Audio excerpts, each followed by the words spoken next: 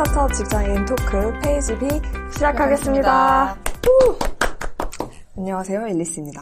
안녕하세요, 엠마입니다. 네, 자, 오늘은 이미 한번 이제 뉴스에도 보도가 돼서 잠깐 떠들썩했던, 업계에서는 꽤 떠들썩한데 이제 사실 뉴스에서는 그냥 지나가는 소식이긴 했는데, 알고케어라는 스타트업 회사의 아이디어를 이제 대기업 그룹사에서 탈취를 했다, 이런 이슈가 한번 뉴스에 보도가 된 적이 있어요. 사실 업계에 계신 분들은 이제 뉴스에 나오기 전부터 좀 이렇게 카톡방이나 이런 데서 많이 떠돌고 해가지고 많이 알고 있던 소식이었는데, 이거에 대해서 한번 다뤄보려고 합니다. 엠마 들어보셨죠? 알고케어 네, 사건. 들어봤죠. 네네. 네. 어떻게 처음에 들으셨나요? 처음에 뉴스랑 링크드인에 좀 아는 분들도 많이 올려주시고 해서 네네. 그렇게 접하게 되었는데, 네.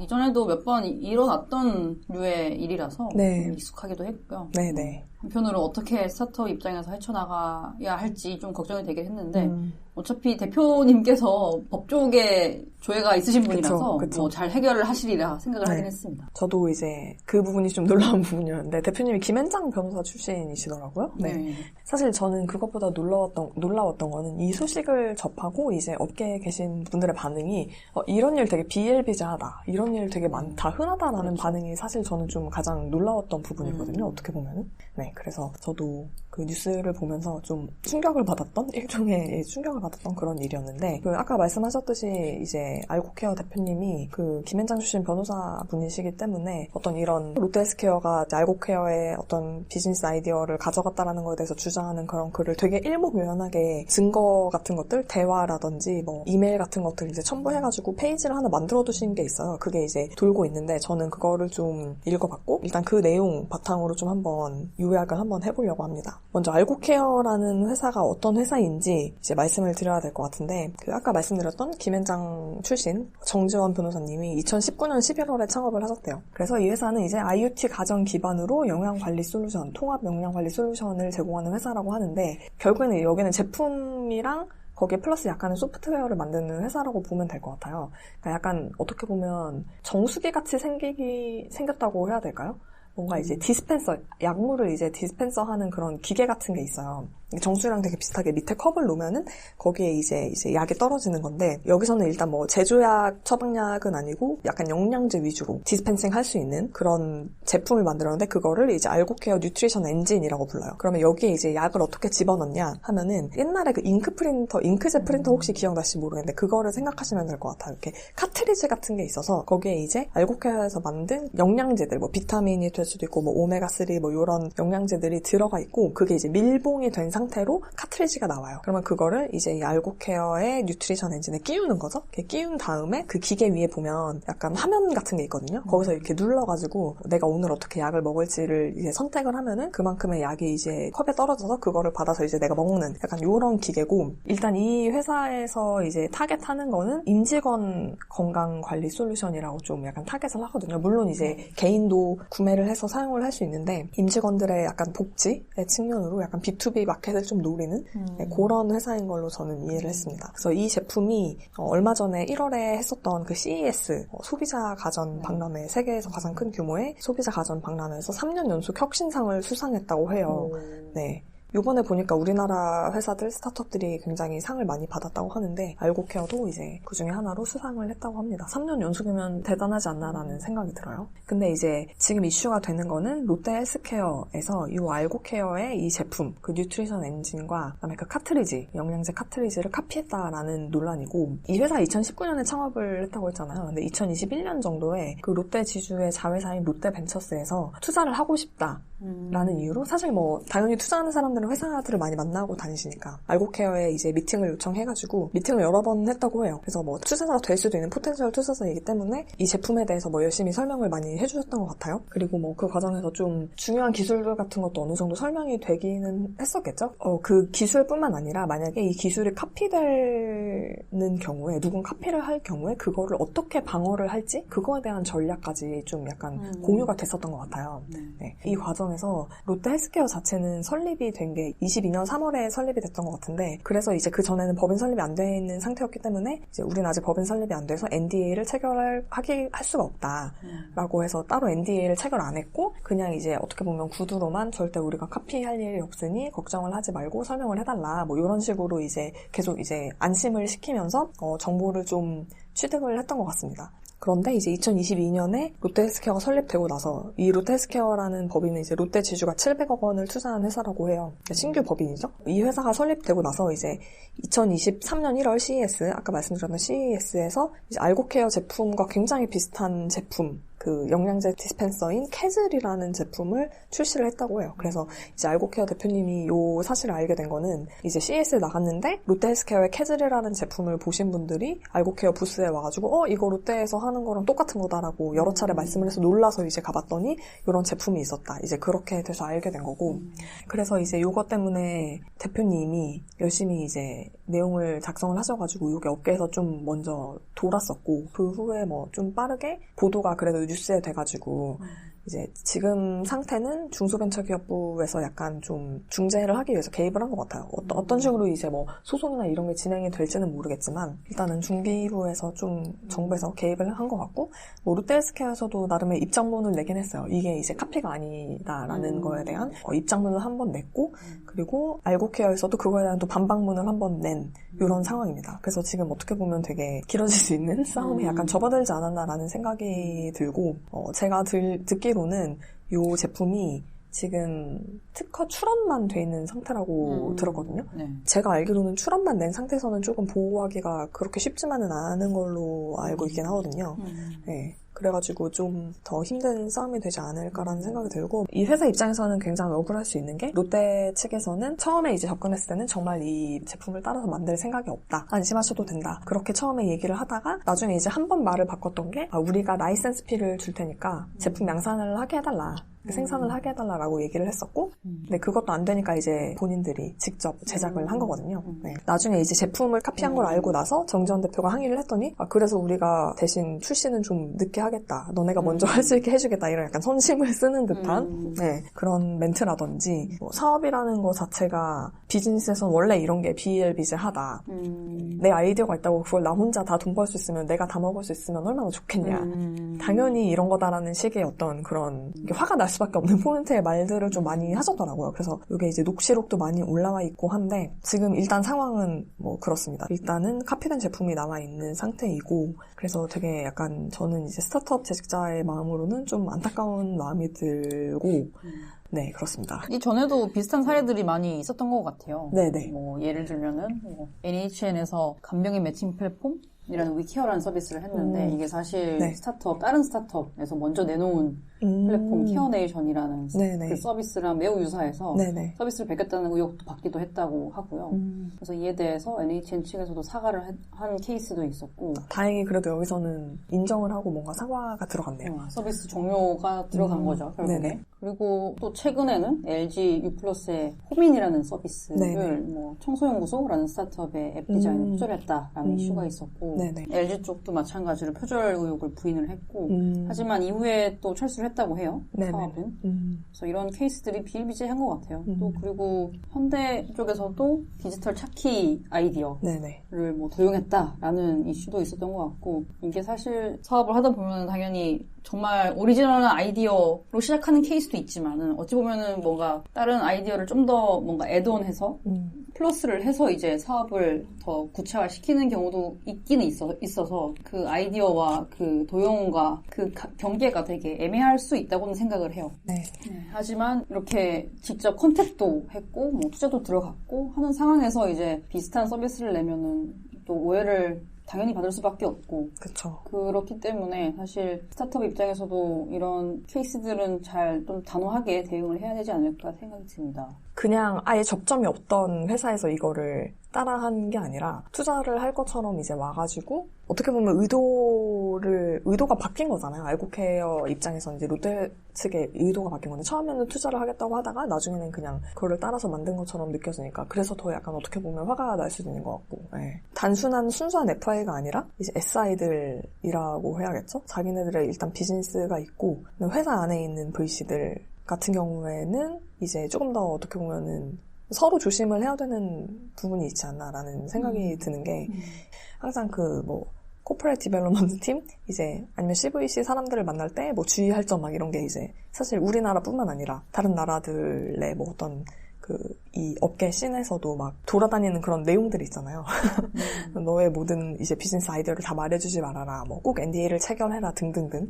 이런 어떤 좀 주의해야 될 사항들이 있는 부분인데 보통 SI들이랑 투자를 하거나 하게 되면은 NDA를 체결을 하는 게 기본이고요. 보통 FI는 잘 체결을 안 하고 사실 FI는 워낙에 많은 스타트업들을 보기 때문에 맞아요. 하나를 체결을 하면은 여러 군데를 체결을 해야 되기 때문에 네. 애매함이 있고 근데 이제 SI랑 할 때는 투자를 하는 대기업 입장에서도 그렇고 스타트업 입장에서도 그렇고 이 NDA를 체결을 해야 깔끔하기 때문에 네. 보통은 체결을 하는 게 정석이고요. 사실 대기업이라고 하면은 본인의 사업 영역과 어찌 보면은 중첩이 될 수 있는 부분이 많이 있는 거잖아요. 스타트업의 사업 영역이. 그래서 이런 애매함들이 있는데 이거를 각자의 입장에서 잘 조율을 잘 해서 최선의 선택을 해야 되지 않나 생각이 듭니다. 네. 어쨌든 이런 아이디어 탈취 같은 이슈가 나오는 거는 결국엔 이제 FI보다는 SI와 같이 이제 뭔가 미팅을 하거나 같이 일을 하거나 이렇게 했을 때 한마디로 이제 좀 저렴하게 말하면 SI랑 엮였을 때 이런 이슈가 더 약간 잠재적인 리스크가 더 큰 것 같아서 그러면 이제 CVC라는 게 이제 어떤 건가에 대해서 조금 한번 보는 것도 의미가 있을 것 같아서 좀 찾아봤는데 일단 CVC가 사실 예전부터 있긴 있었죠. 그땐 큰 회사들 위주로 CVC가 있었던 것 같고 삼성 같은 경우도 이제 사내벤처 C랩이라고 부르는 사내벤처 플러스 이제 외부 벤처들도 지원을 해주는 그래서 C랩 인사이드, C랩 아웃사이드 이런 식으로 부르는 것 같더라고요. 그런 CVC가 있고 현대도 마찬가지고 이제 큰 그룹 계열사들은 항상 또 신사업이라든지 이런 새로운 문화를 이제 유입시키는 거라든지 그런 목적으로 CVC를 가지고 있는 것 같고 대형 IT 회사들도 마찬가지죠. 네이버라든지 NHN 아까 얘기했던 NHN 넷마블 같은 데도 아마 있을 것 같아요. 네. 그런 회사들이 이제 CVC를 만드는데 이 법이 조금 더 완화가 돼서 2021년 말에 그 공정거래법이 개정이 됐다고 해요. 관련 법이. 그래서 원래는 이제 일반 지주회사 같은 경우에는 이제 금산분리 원칙에 따라서 금융투자자인 CVC를 계열사로 둘 수가 없었다고 합니다. 그런데 이제 그게 21년에 완화가 돼가지고 일반 지주회사도 이제 CVC 기업형 벤처캐피털 보유를 계열사로 갖고 있을 수 있다. 이게 기존에 아무래도 대기업들, 큰 대기업들 금산분리 때문에 아마 규제가 원래 있었던 걸로 알고 있는데 사실 이거에 해당되는 대기업이 많지는 않을 거예요. 여기 삼성 예를 들면 SK, 현대, 롯데 이 정도 되겠죠? 네네. 근데 이제 그럼에도 불구하고 사실 약간 명칭이 CVC인데 직접 뭔가 자회사로 둬서 투자를 한다거나 소규모 지분 투자를 한다거나 이런 케이스들은 굉장히 많이 있었던 걸로 알고 있어요. 네네. 근데 이제 CVC를 이제 할 수 있다라고 하면은 이제 창투사, 중소기업 창업투자회사, 그리고 신기술 사업금융 전문회사, 신기사 이렇게를 오피셜리 이제 만들 수 있다라는 거를 허용을 해준 것 같아요. 이걸 하게 되면 장점이 이제 아예 외부 LP를 받을 수가 있어요. 그래서 대기업들이 그들의 이제 자본뿐만 아니라 다른 회사들의 자본을 유치를 해서 투자를 더 큰 규모로 레버리지를 일으켜서 할 수가 있는 거죠.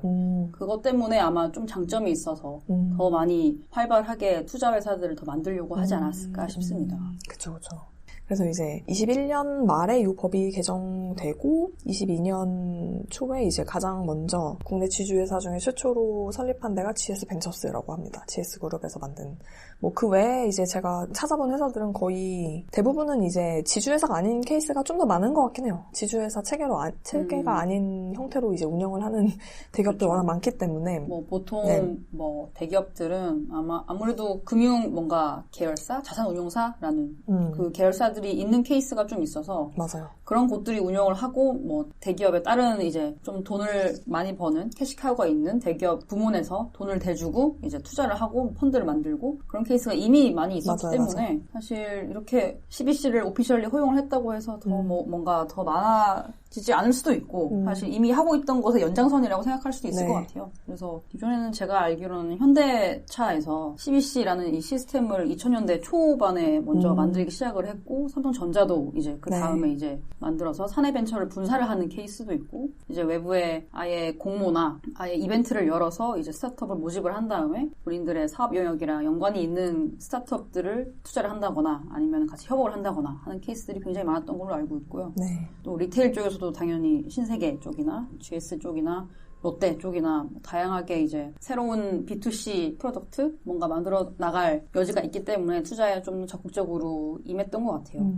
어쨌든 CVC의 그 목적은 찾아보니 오픈 이노베이션이라고 말씀들을 하시는데 신사업을 어쨌든 사업을 한다면 새로운 먹거리를 계속 찾아야 하니까 그래서 이제 그 방법으로 이제 뭐 CVC를 활용하는 목적이 가장 크지 않을까라는 생각이 들고 뭐 거기에 투자 수익도 얻고 거기에 플러스 새로운 거를 좀 발굴해서 기존 사업도 더 잘 되면 더 좋고 약간 이런 목적이 가장 클 거라고 생각이 되고 있고 세상을 또 따라가려면은 좀 가볍게 빠르게 움직여야 되는 그런 니즈가 있다고 생각을 하고 뭐 그런 면에서 좀 더 가벼운 조직, 좀 빠르게 유연하게 움직일 수 있는 조직을 좀 찾고 싶어서 더 이런 투자를 하지 않나라는 좀 생각이 들었습니다. 오픈 이노베이션이 사실 정의가 되게 애매하긴 하거든요. 실리콘밸리에서 시작된 단어인데 이게 무엇인가에 대해서 논란이 많기는 하지만 결국에 대기업들이 본인들이 이미 키우고 있는 사업들을 더 이제 새로운 사업 영역으로 확장을 하려고 하는 목표가 있는 거죠. 그 와중에서 이제 서로 뭐 대기업 입장에서도 스타트업 입장에서도 윈윈을 할 수 있는 케이스가 만들어지면은 가장 베스트인데 그쵸. 이게 뭐 케이스별로 다 다르고 쉽지가 않죠. 그래서 이거를 만들어 나가는 그 과정이 굉장히 힘든 거고 사실 스타트업 입장에서는 좋은 파트너를 그래서 만나야 하는 것 같아요. 뭐 예를 들어서 같은 대기업에서 투자를 했다고 해서 어떤 스타트업과는 이게 잘 맞을 수도 있고 어떤 것과는 그렇지 않을 수도 있거든요. 그래서 이거를 각자 이제 CVC 입장 그리고 스타트업 입장에서도 잘 현명하게 머리를 써서 잘 생각을 해서 좋은 계약 이게 어찌 보면은 계약이고 거래잖아요. 맞아요. 그래서 이거를 잘 이용을 하면은 좋은 방향으로 가는 거고 그렇지 않으면 이런 이번에 알고케어 같은 사태가 일어나는 것 같아요. 어찌됐든 대기업에서는 그동안 많은 시간 이제 사업을 하면서 쌓은 네임 밸류와 또 인프라와 네트워크나 뭐 또 인력들을 많은 것을 또 가지고 있기 때문에 뭐 활용을 잘 할 수 있다면은 뭐 스타트업 입장에서는 너무 더할 나위 없이 좋을 것이고 지금 이제 이런 안 좋은 사건으로 저희가 이제 시작을 하긴 했지만 알고케어가 또 이 삼성전자의 C랩 지원을 받은 적이 있대요. 그래서 이제 알고케어는 사내 벤처는 아니었고 외부에서 시작을 했었기 때문에 이제 C랩 아웃사이드 프로그램 지원을 받았었고 이제 이 C랩 같은 경우에는 스타트업들한테 이제 지원을 좀 해주고 뭐 컨설팅도 해주고 혹은 글로벌 진출이라든지 이런 거에 대해서 좀 상담도 해주고 이런 좀 지원이 있었다고 해요. 그래서 C랩 홈페이지에 가보면은 저희가 들어봤었던 뭐 알고케어 말고도 좀 들어봤었던 회사들이 꽤나 있거든요. 스타트업들이. 정말 잘만 활용한다면 이 인프라를 잘만 활용한다면은 조금 더 이제 스타트업 입장에서 빠르게 성장할 수 있는 하나의 방법이 될 수 있지 않을까라는 생각도 들었습니다. 현대차도 뭐 다양한 프로그램들이 있죠. 계속 사실상 한국에서 제조 쪽은 현대차를 빼놓고는 또 얘기가 어렵기 때문에 제조 쪽 보통 소부장이라고 하거든요. 소재, 부품, 장비인데 그쪽 분야에서는 사실 현대차 투자를 많이들 받고 싶어 하실 것 같아요. 스타트업 입장에서는. 그래서 뭐 기존에도 많이 투자도 했었고 뭐 잘된 케이스도 꽤 있고요. 사실 보면은 상장을 한 케이스도 있어요.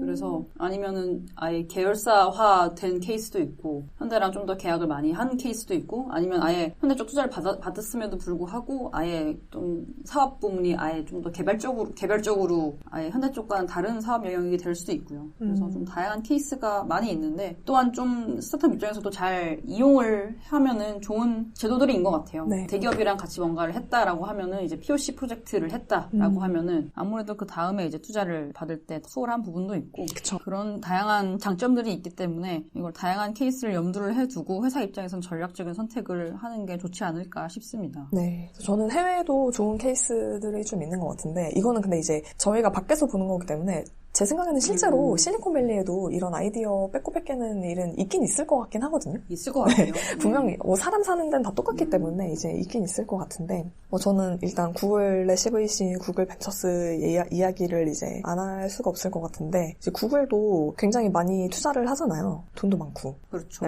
우버나 에어비앤비, 뭐 슬랙도 투자를 했다고 하고 블루보틀 재밌게도 블루보틀에 투자했다고 하더라고요. 이건 커피를 좋아하셨나? 그럴 수 있죠. 네, 그거는 이유는 모르지만 블루보틀에 투자를 했고 뭐 스마트 스피커인 네스트 그다음에 예전에 이제 이세돌 님과 이제 바둑 대결을 했던 알파고를 만든 딥마인드, 인공지능 AI 하는 회사, 뭐 이런 회사들에 이제 투자를 했는데, 저는 이제 구글 CVC가 보여주는 좋은, 우리나라랑은 조금 다른 좋은 선례는 M&A를 잘 해준다? 라는 게 좀 이제 좋은 선례가 되지 않나 싶어요. 이렇게 해서 회사가 커지면은 구글 입장에서는 이제 M&A를 해서 회사를 사주는 거죠. 네. 혹은 뭐 다른 회사가 사갈 수도 있고, 뭐 그 과정에서 그러면 구글은 또 어느 정도의 이제 투자 차익을 얻을 수가 있겠죠. 그래서 약간 이런 딜 같은 거를 해준다? 그래서 뭐 찾아보니까 미국에서는 이미 벤처 투자 시장에서 CVC가 투자하는 비율이 40~50% 정도 된다고 합니다. 그리고 뭐 이거는 구글뿐만 아니라 다른 큰 회사들, 우리가 또 얘기를 나중에 해보겠지만 뭐 마이크로소프트, 뭐 퀄컴, 인텔 이런 빅테크 기업들이 많이 이제 CVC를 통해서 벤처 시장에 투자를 한다고 해요. 그래서 이런 대기업들이 이제 스타트업들을 M&A를 잘 해주고 거액을 주고 인수를 해주고, 그러면 이제 스타트업들은 좀 빠르게 엑시트를 해서, 상업자들이 빠르게 엑시트해서 이제 또 다른 사업을 또 할 수 있는 거죠. 그때 번 돈으로. 이런 게 계속 이제 돌아가다 보면은 조금 더 이제 생태계가 좀 더 튼튼해지지 않나? 저는 이런 생각이 좀 들었어요. 네. 좀 더 이제 새로운 비즈니스에 도전도 많이 해볼 수 있을 거고, 혁신적인 거라든지 그런 거를 시도해볼 수 있는 그런 자본이 생긴다. 네. 해외 케이스랑 제 생각에는 네네. 한국 케이스랑 좀 다른 이유가 네네. 사실 한국의 재벌 구조에 네. 있지 않을까 맞아요. 생각이 들기는 네. 하거든요. 네. 왜냐면은 사실 이런 미국 케이스 같은 경우에는 사실 창업자들이 이 회사들을 계속 운영을 해주고 뭔가 소울이라고 해야 되나요? 회사에 뭔가 정신적 지주가 네. 되어서 계속 네네. 이제 투자도 많이 하고, 투자를 할 때 사실 투자를 하는 창업자가 이 다른 회사 창업자와 너무 결이 잘 맞아서 투자를 하게 되는 경우가 많잖아요. 네네. M&A도 하게 되는 경우도 많고. 그쵸. 그래서 서로의 철학에 확신이 생기면은 이제 같이 계속 좋은 관계로 투자 인수가 되어도 계속 지속이 되고 다른 새로운 사업들을 하고 싶어지고, 네네. 약간 그런 케이스들이 조금 있는 반면에 사실 한국은 좀 더 뭐라고 해야 될게 단절되어 있다고 해야 될까요? 사업과 사람이 좀 단절이 되어 있다고 해야 될까요? 약간 좀 더 사모펀드에서 투자를 하듯이 투자를 하는 것 같아요. 결국에 뭔가 아예 그냥 이 사업만 딱 떼서 이거를 들고 오면은 우리한테 뭐 매출이 얼마, 우리한테 수익이 얼마, 약간 이런 식으로 계산을 하게 되니까 사실 미국 쪽 이제 창업자 이런 스타트업 시스템과는 좀 다른 점이 있다 보니까 한국에서는 좀 사람을 보고 투자를 하거나 M&A를 하게 되는 케이스가 좀 적다고 해야 될까요? 네. 그리고 사실 구글이나 이런 CVC들이 많기는 한데 사실 이들이 한국의 SI와 같을까 생각을 해보면 좀 더 FI스러운 것 같아요. 좀 더 그냥 사람을 보고 투자하고 그냥 네. 투자해놓은 다음에 별 아무것도 안 할 수도 있고 한동안 그쵸. 별로 그냥 두다가 좀 어렵다고 하면은 그러면은 인수를 해줄까? 라고 제안할 수도 있고 네네. 약간 그런 케이스들이 좀 많아서 좀 한국과는 좀 다른 케이스인데, 이게 아무래도 경제 구조와 사회 구조가 다르다 보니까 이렇게 차이점이 있는 것 같아요. 그죠. 결국엔 재벌이 문제다? 그렇죠. 그렇지 않을 수도 있고, 네. 근데 한국만의 이제 시스템이 있으니까. 그쵸. 거기에서 이제 더 잘 이거를 전략적으로 봐야 되는 거죠. 이 스타트업을 운영하는 사람 입장에서는. 그쵸. 네. 그래서 이제 어떻게 보면은 스타트업 입장에서 빨리 이제 몸집을 키우려고 하는 이유가 어떻게 보면 여기에 있지 않나라는 생각도 드는 게, 어쨌든 좀 대기업이랑 좀 맞붙을 수 있을 정도로 좀 몸집을 일단 키워놔야, 사이즈를 일단 무작정 키워놔야 좀 싸움이 된다. 약간 이런 생각 좀 있지 않을까라는 생각을 해요. 그래서 일단 빨리 사람 뽑고 마케팅도 좀 공격적으로 집행을 해가지고 이제 빨리 사람들한테 인식을 시키는 거죠. 우리 브랜드가 있다. 우리 회사가 있다. 알고케어도 만약에 사람들이 정말 많이 아는 제품이고 브랜드였다면 과연 롯데에서 이렇게 쉽게 1년 만에 카피를 할 수 있었을까? 라는 생각이 좀 들거든요. 사실 최근에 들어서 이제 스타트업에서 몸집을 키우려는 이유는 사실 너무 돈이 많이 풀렸다?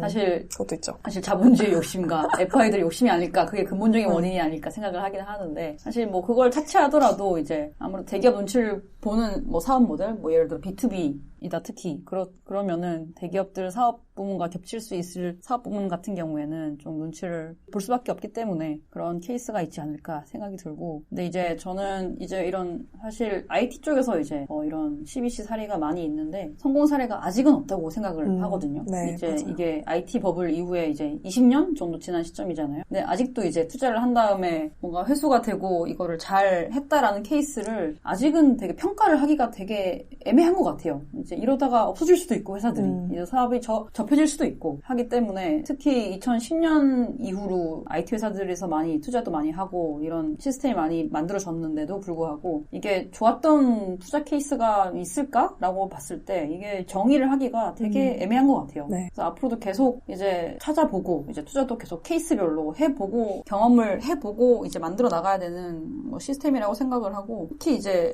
제 생각에는 CBC 입장에서 그리고 스타트업 입장에서도 각자 거래이기 때문에 각자 얻을 수 있는 거를 생각을 해서 가장 베스트 케이스를 만들려는 노력을 항상 해야 될 것 같아요. 그리고 확실히 이제 스타트업이나 뭐 사업이든 어떤 영역이든 사실 이게 쉬운 영역은 아니기 때문에 하나하나 찬찬히 들여다보면서 이제 사업을 해야 하지 않을까 생각이 들고 맞습니다. 그리고 또 사실 뭐 이거는 알리바바 창업자가 한 얘기이긴 한데 네. 샤오미 창업자도 한 얘기이기도 한데 사실 사업은 베끼는 거다라는 얘기가 있거든요. 이게 좀 경계가 되게 애매한 것 같아요. 네, 맞아요. 네, 그러니까 새로운 걸 만들 때 기존의 것을 어느 정도 차용을 한 다음에 이제 새로운 나만의 것을 더 덧붙여서 하게 되는 케이스가 많은데 오리지널리티라는 것의 정의도 되게 애매하고 베낀다는 것의 정의도 되게 애매하기 때문에 이제 각자의 방법대로 이걸 지킬 수 있는 수단들, 장치들을 많이 만들어 놓아야 하지 않을까 생각이 들고요. 뭐 알고케어는 당연히 잘 헤쳐나가시리라 생각이 되고 나만이 할 수 있는 뭔가 특수한 것들이 있으면은 그걸 좀 더 뭔가 강화를 한다거나 더 특화를 한다거나 하는 방식으로 대처를 하는 방향이 이제 시장에서 살아남는 방향이지 않을까 생각합니다. 네.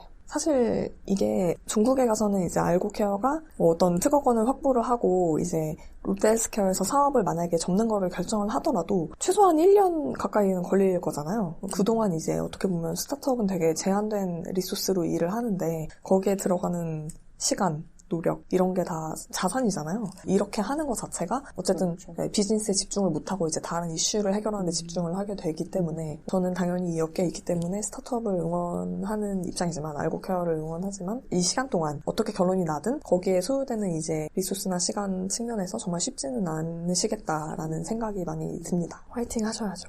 네. 이게 어쨌든 뭐 우리가 계속 말했지만 딱 이제 뭐 법적으로 완벽하게 시시비비를 가리기 힘든 부분일 수도 있기 때문에 그래서 저는 상도덕이라는 게 또 있다고도 생각을 하거든요. 물론 모방이 창조의 어머니고 잘 이제 남의 거를 차용해가지고 잘 만드는 것도 이제 새로운 비즈니스가 될 수도 있지만 돈을 벌고 말고의 문제보다는 상도덕 측면에서 안 하는 거라고 저는 생각이 들거든요. 그런 류의 어떤 컴플라이언스 그런 거를 좀 스스로 지키면서 좀 더 성숙한 이런 네, 생태가 되면 좋지 않을까 하는 생각을 많이 했습니다. 팟캐스트를 하는 입장에서는 이런 거를 좀 이제 계속 얘기하는 게 제가 할 수 있는 일이 아닌가 네, 그런 그렇죠. 생각을 했고요. 스타트업뿐만 아니라 스타트업에서도 사실 윤리의식이 중요하잖아요. 그죠. 네, 스타트업도 마찬가지고 대기업에 있는 분들도 마찬가지고 각자 직업 윤리와 네, 윤리의식 이런 것들이 네, 중요한 것 같아요. 근데 이제 한국은 사실 이런 뭐 교육이나 이게 잘 되어 있지 않다 보니까 그쵸. 사실 익숙하지 않은 분들도 있을 수 있는데 너무 개인 차원에 맡겨놓지 않고 이제 모든 회사들이 좀 이런 윤리 교육이나 이런 것도 많이 신경을 쓰면은 좋지 않을까 싶습니다. 네, 가장 중요한 부분인 것 같습니다.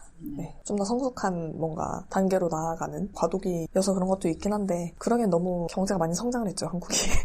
언제까지 우리가 개발도상국인 척 할 수는 없잖아요. 네. 그래서 좀 다른 모습을 좀 오히려 큰 회사들에서도 솔선수범해서 보여주면 좋지 않을까라는 생각이 들었네요. 오늘 방송은 여기까지 할까요? 네. 네, 오늘 방송은 여기까지 하도록 하겠습니다. 네, 재밌게 들어주셨으면 좋겠고 감사합니다. 감사합니다.